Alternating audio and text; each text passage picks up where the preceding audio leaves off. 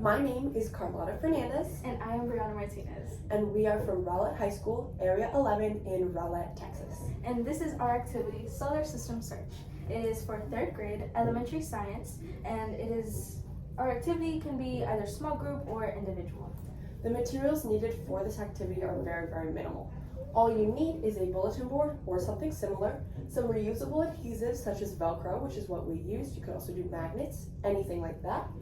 Some cutouts of planet pictures, and some cutouts of planet names. Our TEKs for this activity, which are right here, is Earth and Space, where the students construct different models and identify the planets in their orders.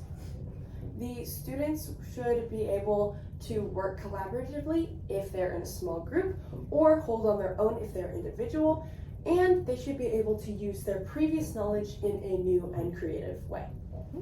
And so the introduction to this lesson that we would have the students do is we would first say that we're talking about the different elements in space, such as the sun, the moon, our planets, and our questions would be, how many planets are in our solar system? And what phrase can we use to help identify every planet? So our students will be able to identify the name and order of every planet in relation to the sun. The way that we would conduct this lesson is we would first go over that purple paragraph over there. That has all the information that the students need, such as the planet order, the planet names, some identifying factors for each planet, and all of that good stuff.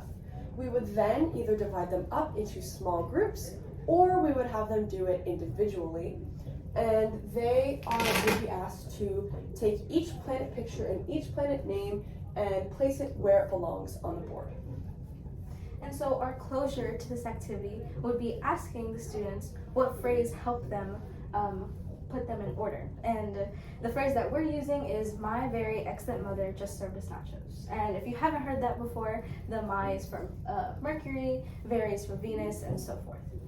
And we would ask them questions like, which planet is the furthest? Which one is the closest? And what is a good characteristic of Jupiter? So that helps us know how much the students got from this lesson, our closure. As you can see, we also integrated a point system.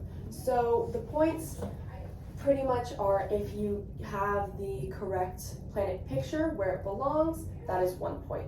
The correct planet name where it belongs, that is 2 points, and each planet picture that is matched with its correct planet name is an additional 1 point. So that is 24 points total. So if I took my Earth and I set it right there, that's 1 point.